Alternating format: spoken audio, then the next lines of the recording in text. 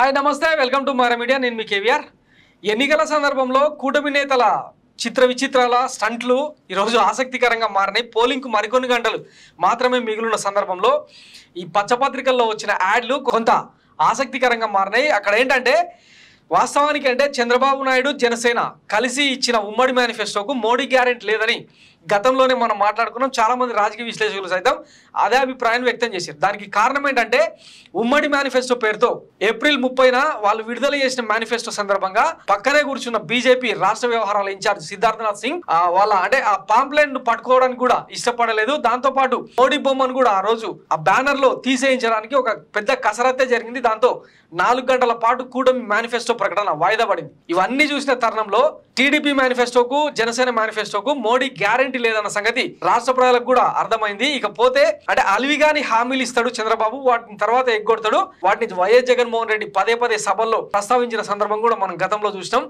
చంద్రబాబు సంతకం పెట్టిన పాంప్లెట్ 3 బొమ్మలతో ప్రతి ఇల్లుకు పంపించి తర్వాత ఎట్లా బ్లేమ్ అయినరో గత 5 సంవత్సరాల క్రితం చూసినాం వాటినే జగన్మోహన్ రెడ్డి పదే ప్రస్తావించారు ఈ సందర్భంగా ఈరోజు పచ్చపత్రికల్లో వచ్చిన యాడ్లను ఒకసారి కనుక మనం చూస్తే తెలుగు జాతి లక్ష్యం నినాదం వికసిత ఆంధ్రప్రదేశ్ వికసిత భారత్ అని ఉమ్మడిగా ఇచ్చిన యాడ్ ఇది అనమాట ఈనాడులో కూడా ఇంచుమించు అట్లాంటి యాడే పడింది ఎన్డీఏ కూటమికి మీ ఒక్క ఓటు అని చెప్పి ఇక్కడ కొన్ని విచిత్రాలు ఏంటంటే అన్ని విధాలా నష్టపోయిన ఆంధ్రప్రదేశ్ ప్రజల జీవితాల్లో ప్రగతి వెలుగులు నింపేందుకు రాష్ట్రాన్ని స్వర్ణయుగంలోకి తీసుకెళ్లేందుకు మోడీ గ్యారంటీ బాబు ష్యూరిటీ పవన్ సిన్సియారిటీతో కూడిన డబుల్ ఇంజిన్ సర్కార్ను తెచ్చుకుందాం అని చెప్పి ఇవి రాసుకున్నారు అనమాట అన్ని విధాలుగా నష్టపోయిన ఆంధ్రప్రదేశ్ అని మాట్లాడుతున్నారు కదా ఎక్కడ నష్టపోయింది చంద్రబాబు పీరియడ్ లో పోలవరం కట్టకుండా దాన్ని అడ్డగోలుగా కాంట్రాక్టర్లకు ఇచ్చిన సందర్భం మర్చిపోదామా విద్యా వైద్యాన్ని దూరం చేసి రాష్ట్ర వనరులన్నీ ధ్వంసం చేసి తన అనునాయులకు అప్పగించిన విషయం మర్చిపోదామా విద్యాశాఖను పొంగూరు నారాయణకు తన అనుచరుడికి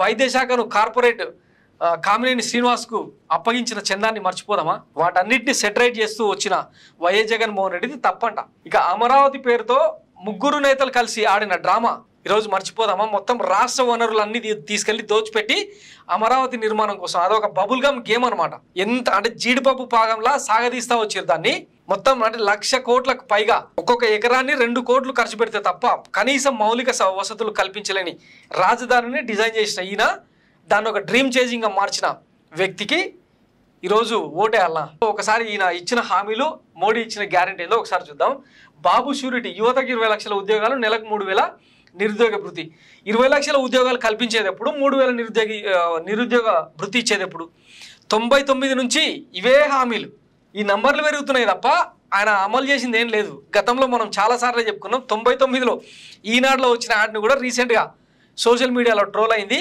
దాన్ని మన మైరా మీడియాలో కూడా చూపించినాం అప్పట్లో 1 కోటి మందికి ఉపాధి కల్పిస్తామని చెప్పి హామీ 2004లో అట్లాంటిదే 2009లో అట్లాంటిదే 2014లో ఏమైంది 2014లో సరే పాత సంగతి అంటే మర్చిపోదాం 2014లో ఒక్కొక్క విద్యార్థికి 2,000 రూపాయలు చొప్పున ఇస్తామని చెప్పి 5 ఏళ్లలో 1,20,000 బాకీ పడ్డాడు యువతకు మరి ఉద్యోగాలు రాలేదు ఆయన ఇచ్చింది కేవలం 32,000 ప్రభుత్వ ఉద్యోగాలు కియా జాకీ లాంటి 2 కంపెనీలు లభిస్తే ఏం తీసుకొచ్చిండు మొత్తం అమరావతికి దోచిపెట్టి అక్కడ ల్యాండ్ పూలింగ్ ల్యాండ్ బ్యాంకును ఏర్పాటు చేసి మొత్తం తన అనునాయాలకు అనుచరులకు అప్పగించే కార్యక్రమం చేపట్టిండు దానికి ఆంధ్రప్రదేశ్ ప్రజలు భారం పోయాలనా ఇక ఈయన ఇచ్చిన హామీలు ఈరోజు 1,50,000 కోట్లు ఖర్చు పెడితే తప్ప తొలి ఏడాదే 1,65,000 కోట్లు అవసరం అవుతాయని చెప్పి రాజకీయ విశ్లేషకులు ఆర్థిక నిపుణులు చెప్తున్నారు ఎట్లకెళ్ళి తీసుకొస్తాడు అసలు రాష్ట్ర బడ్జెటే అంత లేదు ఎట్లా సాధ్యం సో ఇవన్నీ ఆలోచించి ఓటేయాలి స్కూల్ కు వెళ్లే ప్రతి విద్యార్థికి ఏడాదికి 15,000 ఇదే అమ్మఒడి పేరుతో వైఎస్ జగన్మోహన్ రెడ్డి 13,000 రూపాయలు వేస్తేనే రాష్ట్రం శ్రీలంక అయిపోతుంది ఇట్లాంటి పథకాలు ఇచ్చి సోమరిపోతులను చేసి నేను మాట్లాడిన నేతలు వీళ్ళంతా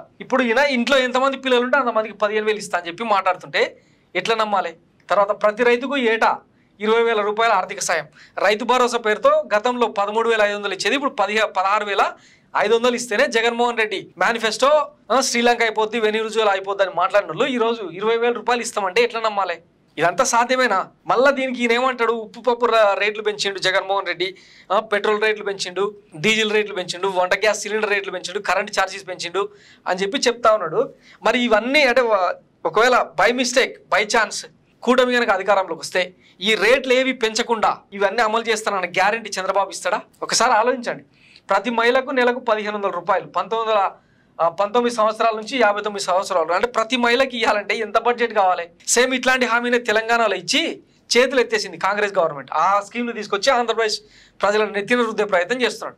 ఇదంతా ఏం లేదు, ఓటు కోసం ఆడే జగన్నాటకం అంతే. ప్రతి ఇంటికి ఏడాదికి ఉచితంగా 3 గ్యాస్ సిలిండర్లు.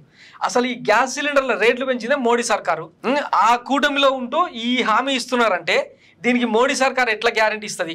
మహిళలకు ఉచిత బస్సు ప్రయాణం. ఈరోజు తెలంగాణలో పక్కన కర్ణాటక రాష్ట్రంలో ఎంత రప్చర్ అవుతుందో చూస్తున్నారు కదా. తన్నుకుంటున్నారు, ఆడవాళ్ళు జుట్లు కలిపి కొట్టుకుంటున్నారు. మగవాళ్ళు అయితే బస్సులలో ఎక్కలేక మీ ఫ్రీ బస్సు తగలేయా అని చెప్పి శాపనార్థాలు పెడుతున్నారు. అక్కడ ఫెయిల్ అయింది అది. అంటే బస్సుల సంఖ్య పెంచకుండా, ఆర్టీసీని బలోపేతం చేయకుండా ఈ ఫ్రీ స్కీమ్ ఎట్లా అమలు చేస్తారు అన్నది ఇప్పుడు పెద్ద క్వశ్చన్ మార్క్. దీనికి సరైన సమాధానం ఇయ్యరు, ఎవరు అడగరు. పచ్చపత్రికల్లో ఇట్లా యాడ్లు, కల్పిత రాతలు, ల్యాండ్ టైటిలింగ్ యాక్ట్ మీద దుష్ప్రచారం ఇట్లాంటివన్నీ వస్తుంటాయి. ఇక నెల ఇంటి వద్దకే 4000 పింఛన్. ఈ 3000 పింఛన్ ఇంటికి ఇచ్చి వాలంటీర్ల వ్యవస్థ ద్వారా, అంటే వాళ్ళ కష్టం రాకుండా అవ్వాతాతల చేతికి ఇస్తుంటేనే వాలంటీర్ వ్యవస్థ మీద రకరకాల ప్రాపగండా చేసింది ఈ కూటమి నేతలు. ఈరోజు వీళ్ళు 4000 పింఛన్ ఇస్తున్నారు అంటే ఎట్లా నమ్ముతారు? ఇస్తున్న పెన్షన్ను ఆపేందుకు నిమ్మగడ్డ రమేష్ కుమార్ చౌదరిని అడ్డం పెట్టుకొని ఎన్ని నాటకాలు ఆడినరో, కోర్టులలో ఎన్ని కేసులు వేసినరో, ఎన్నికల సంఘానికి ఎన్ని రకాల ఫిర్యాదులు ఇచ్చినరో, దానివల్ల ఎంత రప్చర్ అయిందో మొన్న ఏప్రిల్లో, ఈ నెల మేలో చూడలేదా? ఇంచుమించు 50-60 మంది అవ్వాతాతల ఉసురు తీసిన దుస్థితిని మర్చిపోదామా? ఇక బీసీ, ఎస్సీ, ఎస్టీ, ముస్లిం మైనారిటీలకు 50 ఏళ్ళకి పెన్షను. జూలై 2024లో ఇంటి వద్దకే 7000 పెన్షన్. సో ఇట్లాంటి హామీలన్నీ ఇస్తుంటే దీనికి మోడీ గ్యారంటీ అంట. ప్రపంచంలో భారతదేశాన్ని 3వ అతిపెద్ద ఆర్థిక శక్తిగా తీర్చిదిద్దుతాం, దేశంలో ఆంధ్రప్రదేశ్ను బలమైన ఆర్థిక శక్తిగా అభివృద్ధి చేస్తాం. ఇప్పటికే జీఎస్టీ వసూళ్ల పేరుతో లక్షల కోట్లు దోచేసిరని ఒక రూమర్ ఉంది నరేంద్ర మోడీ మీద. అలాగే పెట్రోల్, డీజిల్ రేట్ల మీద ఇంచుమించు 30 లక్షల కోట్లకు పైగా దోచేసి ఆ డబ్బును ఏం చేసిరో తెలియకుండా చేసిరని చెప్పి రేవంత్ రెడ్డి లాంటి వాళ్ళు చాలా విమర్శలు చేశారు, కేసీఆర్ లాంటి వాళ్ళు. వాటికి సమాధానం చెప్పకుండా ఈరోజు బలమైన ఆర్థిక శక్తిని అభివృద్ధి చేస్తామంట.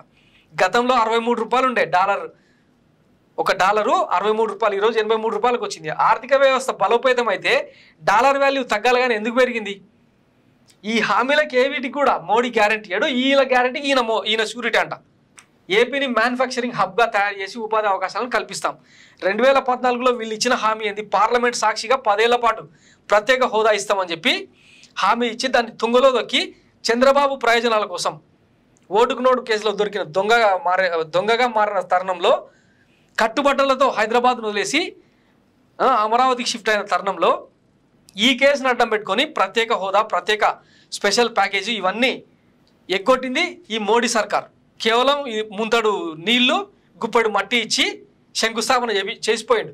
ఈరోజు మళ్ళీ వీళ్ళే విమర్శ చేస్తారు, ఆంధ్రప్రదేశ్లో రాజధాని లేని రాష్ట్రం అని.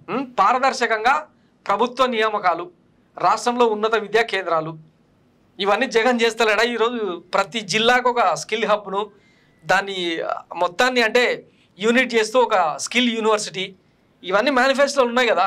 ఇదే స్కిల్ డెవలప్మెంట్ స్కామ్లో చంద్రబాబు ఇరుక్కున్నాడు. దాని మీద మరి కేంద్రం చర్యలు తీసుకోవాలి కదా. ఏ అష్యూరెన్స్తో ఆయన బెయిల్ మీద బయట తిరుగుతున్నాడు? ఆలోచించాలి. అణగారిన వర్గాల విద్యార్థులకు స్కాలర్షిప్లు, ముద్ర యోజన, మహిళల స్వయం ఉపాధికి, వ్యాపారాలకు 20 లక్షల వరకు రుణాలు, విశ్వకర్మ యోజన, చేతి వృత్తిదారులకు నైపుణ్య శిక్షణ, పూచికత్తు లేని రుణాలు, మార్కెటింగ్ సాయం, విద్యుత్ బిల్లులు తగ్గించేందుకు సూర్య ఘర్ పథకం. అసలు ఈరోజు కరెంటు బిల్లులు ఇంతగానం ఎందుకు పెరుగుతున్నాయి? రాష్ట్రాలకు ఒక పాలసీ అంటూ లేదు. ఇష్టానుసారంగా విద్యుత్తులో అంటే బిల్లులు కట్టకుండా విద్యుత్ సంస్థలకు ఎనామం పెడుతున్న సందర్భంలో కేంద్రం కంట్రోల్ చేయలేకపోవడం వల్ల ఈ దుస్థితి. వీళ్ళు ఇప్పుడు సూర్య ఘర్ పథకం కింద ఫ్రీ కరెంట్ ఇస్తారంట, విద్యుత్ బిల్లు తగ్గించేందుకు ప్రయత్నం చేస్తారంట. మధ్యతరగతి వారి సొంత ఇంటి కల నెరవేరుస్తాం. వైఎస్ జగన్మోహన్ రెడ్డి చేస్తలేడా? 31 లక్షల ఇండ్లకు ప్లాన్ చేసిండు. దీనికి ఇక్కడ చూడండి, బాబు షూరిటీ అంట, మోడీ గ్యారెంటీ అంట. ఇద్దరు కలిసి ఆంధ్రప్రదేశ్ ప్రజలను ఎత్తిన పాతాళంలోకి దొక్కిండ్రు. ప్రజలను ఎత్తిన కాలు పెట్టి 2014-19 మధ్య ఏం జరిగిందో చూసిలేరా? ఈయన చేస్తున్న అక్రమాలు ఏవి కూడా వీళ్ళ కళ్ళకు కనపడాలి. చుట్టూ చేరిన వాళ్ళంతా ఎవరు? చంద్రబాబు బినామీలు, చంద్రబాబు చెంచాలు. ఒక సీఎం రమేష్, ఒక సుజనా చౌదరి, ఒక పొంగూరు నారాయణ, అందరూ ఆర్థిక నేరగాళ్లే. వాళ్ళకందరికీ బీజేపీ జెండా కప్పి, బీజేపీ కండువ కప్పి పునీతులను చేసిండు నరేంద్ర మోడీ. ఇట్లాంటి ఆయన రాష్ట్రానికి గ్యారంటీ ఇస్తాడు, ఈయన ఆంధ్రప్రదేశ్కు షూరిటీ ఇస్తాడు. ఇదే ఆంధ్రప్రదేశ్ ప్రజలు నమ్మాలి. సో ఈ గోబెల్స్ ప్రచారాన్ని ఇక మితిమీరి చేస్తూ ఉన్నారు. వీటిని నమ్మాలా వద్దా? ఈరోజు మీకు అందిన మంచి ఏంటి? విద్యా వైద్యంలో సంస్కరణలు మీకు నచ్చినాయా లేదా? మంచి జరిగితేనే ఓటేయండి అని చెప్పి ఆంధ్రప్రదేశ్ ముఖ్యమంత్రి హోదాలో జగన్మోహన్ రెడ్డి ఇచ్చిన పిలుపు మీకు సాటిస్ఫైడా కాదా? ఈ ఈక్వేషన్లోనే ఓటింగ్ జరగాలి. ఇక ఫైనల్గా చివరిగా ఇది ఇంకా అన్నింటికంటే అద్భుతం అనమాట. ల్యాండ్ టైటిలింగ్ యాక్ట్ రద్దుకు ప్రజల ఆస్తులకు రక్షణ. అసలు ఈ ల్యాండ్ టైటిలింగ్ యాక్ట్ అనేది తీసుకొచ్చిందే మోడీ సర్కార్. దీన్ని ఖచ్చితంగా ప్రతి రాష్ట్రం అమలు చేయాలని నీతి ఆయోగ్ ద్వారా సిఫార్సులు చేయించిందే మోడీ సర్కార్. అట్లాంటి యాక్ట్ను రద్దు చేస్తామని చెప్తుంటే ఇట్లా యాడ్లు ఇస్తుంటే ఆంధ్రప్రదేశ్ ప్రజలు ఇప్పుడు ఎంత విచక్షణతో ఎంత విజ్ఞతతో నిర్ణయం తీసుకోవాలో ఒకసారి అర్థం చేసుకోండి. అంటే ఓట్ల కోసం ఎంతకైనా బరి తెగిస్తారా? ఈరోజు ఇదే ల్యాండ్ టైటిలింగ్ యాక్ట్ అవసరాన్ని ఇదే పురంధరేశ్వరి అంటే బీజేపీ బాధ్యురాలు పురంధరేశ్వరితో సహా చాలామంది నొక్కి ఒక్కానిస్తున్నారు. ఒక్కసారి ఆ యాక్ట్ కనుక ఇంప్లిమెంట్ అయిందంటే, మొత్తం ల్యాండ్ రీసర్వే జరిగిందంటే ప్రజల ఆస్తులకు రక్షణగా ప్రభుత్వమే ఉంటుందని చెప్పి వీళ్ళు చేసిన సిఫార్సే. అట్లాంటి ల్యాండ్ టైటిల్ యాక్ట్ను రద్దు చేస్తామంటుంటే ఎట్లా ఒప్పుకుంటారు? మొన్నటికి మొన్న నిన్న పిఠాపురంలోనే వైఎస్ జగన్మోహన్ రెడ్డి చెప్పిండు కదా, 9 లక్షల మంది రీసెంట్ డేస్లోనే రిజిస్ట్రేషన్లు చేసుకున్నారు. వాళ్ళల్లో బాలయ్య బాబుతో సహా పవన్ కళ్యాణ్ కూడా ఆంధ్రప్రదేశ్లో భూములు కొన్నారు. వాళ్ళు జిరాక్సులు తీసుకెళ్ళినరా ఒరిజినల్స్ తీసుకెళ్ళినరా బయట పెట్టాలని చెప్పి అడిగితే వీళ్ళకు సౌండ్ లేదు.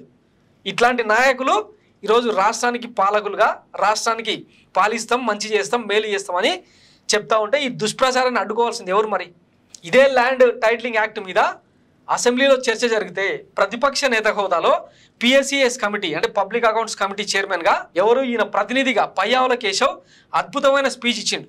ల్యాండ్ టైటిలింగ్ యాక్ట్ అనేది మన దగ్గర ఇంప్లిమెంట్ అవుతున్నది కాదు, 150 ఏళ్ల క్రితమే ఆస్ట్రేలియా అమలు చేసిన పథకాన్ని ఈరోజు 90కి పైగా దేశాల్లో అమలు చేస్తున్నారు. అట్లాంటి యాక్ట్ను తీసుకురావాల్సిందే. కాకపోతే దాన్ని సవ్యంగా సమర్థవంతంగా అమలు చేయాల్సిన అవసరం బాధ్యత పాలకుల మీద ఉందని చెప్పి ఆయన అసెంబ్లీలో స్పీచ్ ఇచ్చిండు. ఆ రోజు ఇదే టీడీపీకి సంబంధించిన అభ్యర్థులందరూ, నేతలందరూ, ఎమ్మెల్యేలందరూ బల్లలు జరిచి ఆహా ఓహా అన్నారు. అట్లాంటి వాళ్ళంతా ఈరోజు ల్యాండ్ టైటిలింగ్ యాక్ట్ రద్దు చేస్తామంటే నమ్మాలా? ఈ ల్యాండ్ టైటిలింగ్ యాక్ట్ కనుక అమలు చేస్తే, ల్యాండ్ రీసర్వే కనుక జరిగితే అత్యధికంగా బుక్ అయ్యేది చంద్రబాబు బినామీలు, చంద్రబాబు చుట్టూ ఉన్న మనుషులు. ఎందుకంటే అమరావతి భూకుంభకోణం ప్రపంచంలోనే అతిపెద్ద స్కామ్గా ఈరోజు నిపుణులు విశ్లేషిస్తున్న తరుణంలో, చుక్కల భూములు, లంక భూములు, అసైన్డ్ ల్యాండ్స్ అన్ని దొబ్బేసిన తరుణంలో వీళ్ళకి ఎఫెక్ట్ పడుతుందని ఈ చట్టం మీద దుష్ప్రచారం చేస్తూ వస్తున్నారు. సో ఇవన్నీ దృష్టిలో పెట్టుకొని ఆంధ్రప్రదేశ్ ప్రజలు చాలా విజ్ఞతగా విచక్షణతో ఓటేయాల్సిన అవసరం ఉందని గుర్తు చేస్తూ ఉన్నాం. సో మరి వీళ్ళు ఇచ్చిన హామీలేంటి, వైఎస్ జగన్ చేసిన పనులేంటి అన్నది కళ్ళ ముందర క్లియర్గా ఉన్న నేపథ్యంలో ఇక ఏం నిర్ణయం తీసుకుంటారో, ఏం తీర్పిస్తారో రేపటి పోలింగ్తో తేలిపోనుంది. చూద్దాం. థ్యాంక్స్ ఫర్ వాచింగ్ మారా మీడియా. నేను మీ కేవీఆర్. Thank you.